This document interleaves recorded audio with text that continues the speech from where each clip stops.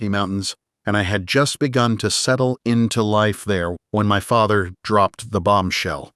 We were moving to Kotzebue, Alaska. The announcement came out of nowhere. None of us had any idea that my dad had even applied for a position in Alaska. The news was met with a mix of shock, disbelief, and a tinge of excitement. For my siblings and me, it felt like we were being sent to another planet. Kotzebue wasn't just another town. It was a remote community above the Arctic Circle, accessible only by plane. The idea of moving to a place where the sun didn't rise for weeks during the winter and didn't set for weeks during the summer was both thrilling and terrifying. Kotzebue was a community of about 2,500 people during the winter months, though that number could swell to nearly 5,000 during the summer tourist season. The town was located on the west coast of Alaska, just north of the Bering Strait, and was surrounded by vast stretches of tundra, frozen lakes, and the icy waters of the Chukchi Sea. It was a place where the rhythms of life were dictated by the extreme seasons and the traditions of the Inupiat people, the indigenous inhabitants of the region. We arrived in Kotzebue in December, in the heart of the polar night. The sun had already dipped below the horizon, and it wouldn't rise again for weeks. The darkness was all-encompassing, a constant presence that took some getting used to. Time seemed to lose its meaning. One night, we were jolted awake at 2 a.m. by the sound of children sledding down the roof of our house. For them, the lack of daylight made it impossible to distinguish between day and night. It was a surreal experience, one that underscored just how different life in the Arctic would be. The extreme daylight hours were another adjustment. During the summer, the sun never set, bathing the landscape in an eerie golden light for 24 hours a day. It was disorienting at first, but over time, I came to appreciate the unique beauty of the Arctic.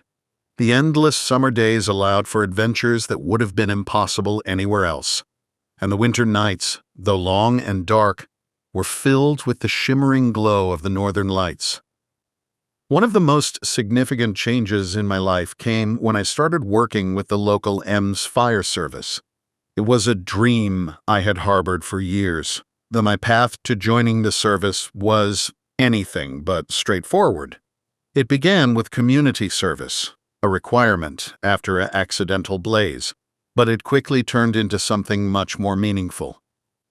During my first winter in Kotzebue, I made two close friends, Kim, whose Inupiat name was Ariuruk, and Jeremy Sharp. Kim was a native of Kotzebue, and his knowledge of the land and its traditions was invaluable. Jeremy, like me, was a newcomer, and we bonded over our shared sense of adventure and curiosity about this strange new world. That first summer in Alaska, we began a routine of overnight camping trips far from the village. It was a common practice in Kotzebue, a way to connect with the land and escape the confines of the small community. The day before each trip, we would scout the area on ATVs, searching for the perfect spot to set up camp. Once we found it, we would mark the location and return the next day with our gear. On one such scouting trip, Jeremy stumbled upon an abandoned snowmobile. In its trunk, he found a can of WD-40. Ever the prankster, Jeremy began playing with the can and a lighter, setting small fires and then stomping them out. It was harmless fun, or so we thought. As we walked back to our ATVs, I was in the lead, with Kim in the middle and Jeremy bringing up the rear. The tundra stretched out around us, a vast expanse of grasses and low shrubs swaying gently in the breeze. We were about 30 yards apart when Jeremy suddenly shouted something. Kim and I turned to face him, and what we saw stopped us in our tracks. Behind Jeremy, flames were dancing across the tundra, fueled by the dry vegetation and the wind. The fire was growing rapidly, and Jeremy seemed oblivious to the danger. Kim and I exchanged a panicked glance before sprinting toward him. The shock of the situation left us all momentarily frozen, but instinct kicked in, and we began to act.